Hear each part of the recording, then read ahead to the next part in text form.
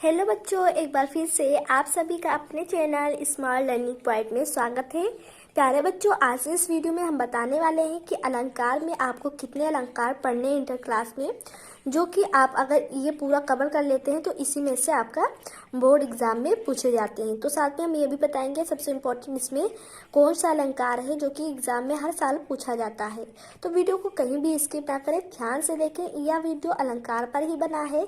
इस वीडियो में अलंकार का जितना भी आपके सिलेबस में दिया गया है इंटर में, आपको सारे क्वेश्चंस का जितने भी आंसर है आपको करवाए जाएंगे। साथ में एग्जाम्पल भी बहुत ईजिली तरीके से आप लोग को याद कराए जाएंगे। तो इस वीडियो को कहीं भी स्किप ना करें। अगर आप हमारे चैनल पर नए हैं तो इस चैनल को सब्सक्राइब करना तथा इस वीडियो को शेयर करना न भूलें। आइए चलते हैं, वीडियो को स्टार्ट करते हैं।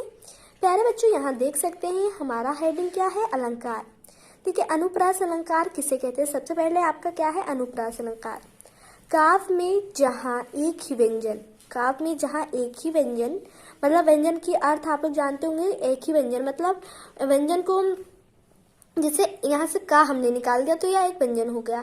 तो यहाँ कह रहे हैं कि काव्य में जहाँ एक ही व्यंजन की आवृत्ति बार बार हो, स्वर में भले ही भिन्नता हो, वहाँ क्या होगा, अनुप्रास अलंकार होता है। फिर से रिपीट कर देते हैं, काव्य में जहाँ एक ही व्यंजन की आवृत्ति बार बार हो, स्वर में भले ही भिन्नता हो, वहाँ अनुप्रास अलंकार होता है। आइए इसका एग्जाम्पल देख लेते हैं प्यारे बच्चों। यहाँ ध्यान दीजिएगा, एग्जाम्पल इसका है, यहाँ इसका एग्जाम्पल है, भय भक्ति भरत आचरणु, कहत सुनत दुख दूसर हरनु। तो इसमें अगर देखा जाए तो भा और ता यादि जो इसमें यहाँ देखिए, इसमें भा ता दा व्यंजनों कि देखिए यहाँ आखिरी ये वाला स्टार्टिंग का भा तो इसे व्यंजन कहेंगे। जहाँ एक ही व्यंजन की आवृत्ति क्या हो, बार बार हो, तो वो क्या होगा, अनुप्रास अलंकार। तो यहाँ जो इसका एग्जाम्पल हो गया वो है, भया भक्ति भरत आचरणु, कहत सुनत दुख दूसर हरनु। तो यहाँ यहाँ अगर स्पष्टीकरण इसका देखा जाए तो इसमें भा ता दा व्यंजनों की क्या हो गई है, आवृत्ति बार बार हुई है, अतः यहाँ क्या हुआ है, अनुप्रास अलंकार है। तो ये इतना आपको क्लियर हो गया होगा कि अनुप्रास अलंकार क्या होता है। आपके सिलेबस में इंटर क्लास में अनुप्रास अलंकार है। अनुप्रास अलंकार एग्जाम के लिए बहुत ही इंपॉर्टेंट है। तो प्यारे बच्चों इसे याद कर लें, क्योंकि 16 फरवरी में आपका इसी में से अलंकार में से कई ऐसे अलंकार हैं जो फंस सकते हैं। आप लोग को 16 फरवरी का जानते ही होंगे कि आप लोग का हिंदी का पेपर है। तो प्यारे बच्चों आप लोग हिंदी में अच्छे से तैयारी बनाए रहें, क्योंकि हिंदी में बहुत इजीली से आप लोग नंबर पूरा का पूरा उठा सकते हैं। तो आइए चलते हैं, नेक्स्ट टॉपिक देखते हैं कि आप लोग का क्या है। प्यारे बच्चों आपका है यमक अलंकार। काव्य में जहाँ शब्दों की आवृत्ति बार बार हो, यहाँ हमारा एक व्यंजन था अनुप्रास में और यमक में हमारा एक शब्द हो गया है। तो काव्य में जहाँ शब्दों की आवृत्ति बार बार हो किंतु अर्थों में भिन्नता हो, वहाँ यमक अलंकार होता है। अब यहाँ शब्द 2 बार यूज होंगे, 2 से अधिक बार भी यूज हो सकते हैं, बट उसके उच्चारण और उसका जो स्पेलिंग है सेम रहेगा और जो उसका अर्थ रहेगा वो भिन्न रहेगा। तो वही कह रहा है, काव्य में जहाँ शब्दों की आवृत्ति बार बार हो किंतु अर्थों में भिन्नता हो, वहाँ यमक अलंकार होता है।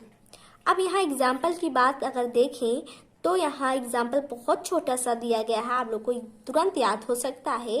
यहाँ है, उदो जोग जोग हम नहीं, उदो जोग जोग हम नहीं।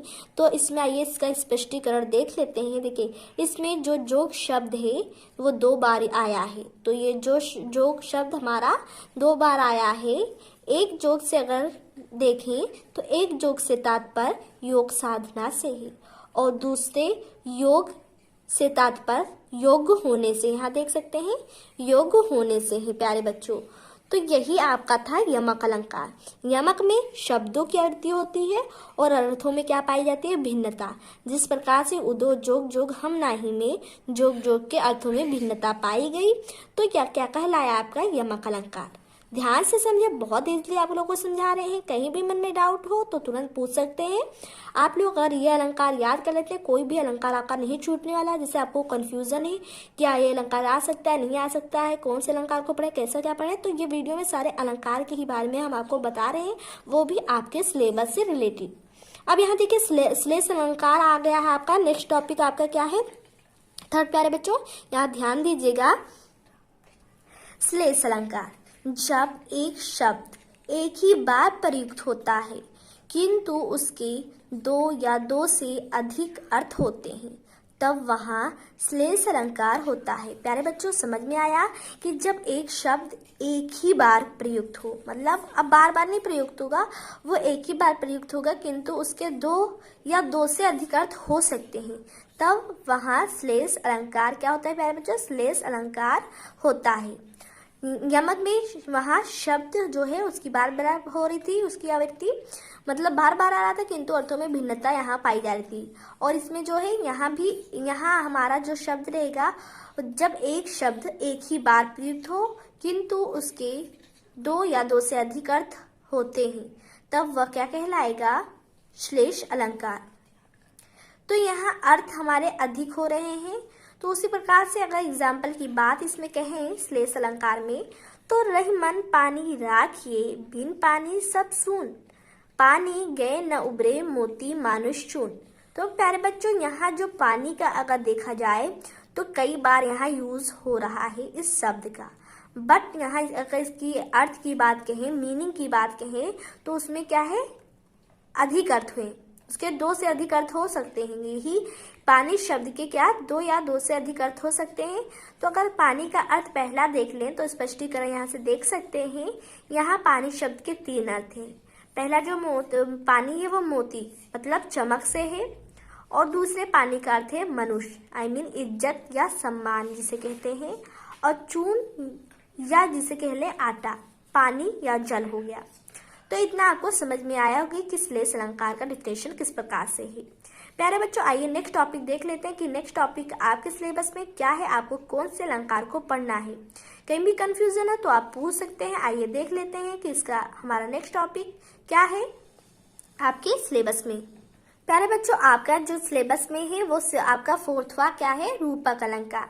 तो रूपक अलंकार किसे कहेंगे, जहाँ उपमेय को उपमान का रूप माने, रूपक से ही अर्थ निकाल सकते हैं, टिक लगाकर आप याद कर सकते हैं। जहाँ उपमेय को उपमान का रूप मान लिया जाता है वहाँ क्या हो जाएगा, रूपक अलंकार हो जाएगा। आइए अगर रूप की बात कहें तो इसका एग्जाम्पल हो जाएगा, समय सिंधु चंचल है भारी। अगर आपको ये इजी नहीं लग रहा है तो आप ये भी याद कर सकते हैं, मुख चंद्र तुम्हारा देख सके मन सागर मेरा लहराता। तो इन दोनों में से आप एग्जाम्पल को चूज कर सकते हैं जो आपको इजीली अच्छा लग रहा हो। आइए देखते हैं नेक्स्ट टॉपिक क्या है बच्चों, उसे ध्यान से देखें क्योंकि यही अलंकार में से आपका इसी 16 फरवरी के एग्जाम बोर्ड में पूछे जा सकने वाले क्वेश्चन इसमें दिए गए हैं। आपको ये सारे जो अलंकार हैं आपको अच्छी तरीके से आने चाहिए। इसमें से आपका अगर रूपक अलंकार की बात कहें तो बहुत इंपॉर्टेंट है आपका रूपक अलंकार, क्योंकि रूपक अलंकार और उपमेय में कई बहुत बच्चे से होते हैं कि उसमें कंफ्यूज हो जाते हैं। तो एग्जाम अक्सर एग्जामिनर जो होता है ये अक्सर करके एग्जाम बोर्ड कॉपी में आ जाता है, तो इसलिए आप लोग को इसे अच्छे से याद कर लेना है। ये देखते हैं कि रूपक अलंकार का हमारा नेक्स्ट टॉपिक 5 क्या है। प्यारे बच्चों यहाँ अगर बात करें 5 टॉपिक आपका कौन सा आ गया है, उत्प्रेक्षा। तो उत्प्रेक्षा हमारा उत्प्रेक्षा जो है वो उपमेय अलंकार, यहाँ उपमा अलंकार हो गया है और उत्प्रेक्षा अलंकार। तो इसमें भी बहुत कंफ्यूजन हो जाती है बच्चों को कि उपमा उत्प्रेक्षा, क्योंकि छोटा ऊ से ही आ रहा है तो इसलिए कंफ्यूजन ना हो, क्योंकि यहाँ उत्प्रेक्षा अलंकार का यहाँ दूसरा डिफिनेशन बन रहा है। देखिए किस प्रकार से, जहाँ उपमेय में उपमान की संभावना की जाए। रूपक अलंकार में क्या था, रूपक अलंकार में हम क्या उपमेय को उपमान का रूप मान लेते थे, और इसमें उत्प्रेक्षा अलंकार में हम संभावना कर लेते हैं। तो जहाँ उपमेय में उपमान की संभावना की जाए वहाँ क्या होगा बच्चों, यहाँ देखिए उत्प्रेक्षा अलंकार होता है। अगर इसकी बात कहें, मनु मानो जनु जानो आदि उत्प्रेक्षा अलंकार के क्या होते हैं, वाचक शब्द होते हैं। तो आप लोग को पता हो गया होगा कि जहाँ उपमेय में उपमान की संभावना की जाए उसी को उत्प्रेक्षा अलंकार कहते हैं।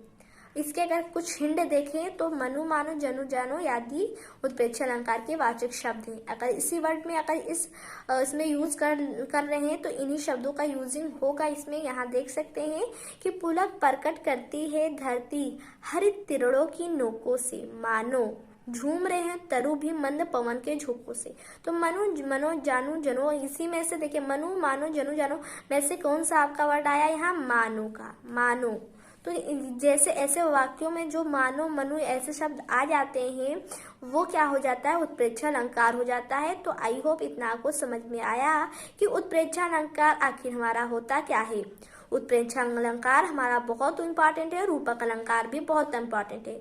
ये दोनों को आपका इसका जो डिफिनेशन है उससे अच्छे से याद होना चाहिए, और डिफरेंट भी इसमें आखिर क्या है। वहां हमने रूप मान लिए थे और यहाँ हमने संभावना कर रहे हैं। तो उत्प्रेक्षा और रूपक में बहुत ही डिफरेंट होता है जमीन आसमान का, इसलिए आपको उसे अच्छे से क्लियर कर लेना चाहिए। इसका आपको आंसर लिखकर दोनों में डिफरेंस खुद ही समझना चाहिए कि इसमें आखिर ऐसा क्या डिफरेंट है कि इसमें आखिर बच्चे कंफ्यूजन हो जाते हैं। तो आप लोग को कंफ्यूज बिल्कुल नहीं होना है, तो इसलिए आप लोग ध्यान से इस वीडियो को देखे रहे, एंडिंग तक बने रहे।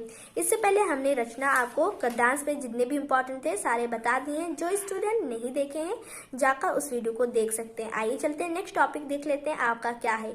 तो यही इतने ही सिलेबस में आपके अलंकार दिए गए हैं, यहाँ प्यारे बच्चों देख सकते हैं। उपमा, उपमा अलंकार तो आप लोग हाई स्कूल से भी पढ़ते आ चुके होंगे कि उपमा अलंकार जो है वो हाई स्कूल में भी दिया गया है।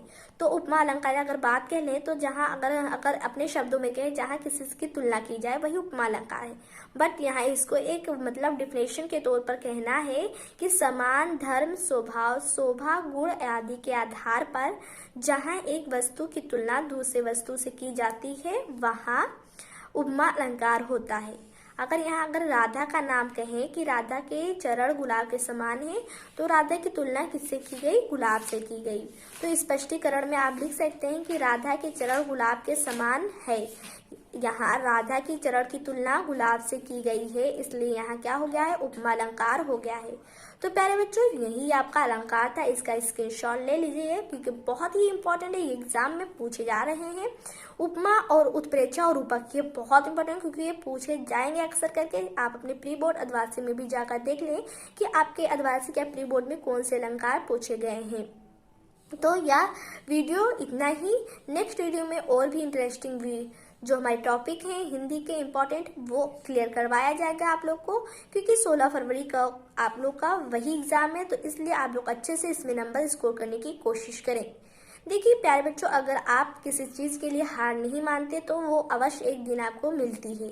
इसलिए आप अपने अच्छे से स्टडी बनाए रहें। आप लोगों ने जो जिंदगी में एम सोचा है बनने के लिए जरूर बनेंगे। तब तक के लिए वीडियो इतना ही। नेक्स्ट वीडियो में फिर से मिलेंगे। Thank for watching this video. इस वीडियो को लाइक करना शेयर करना ना भूलें।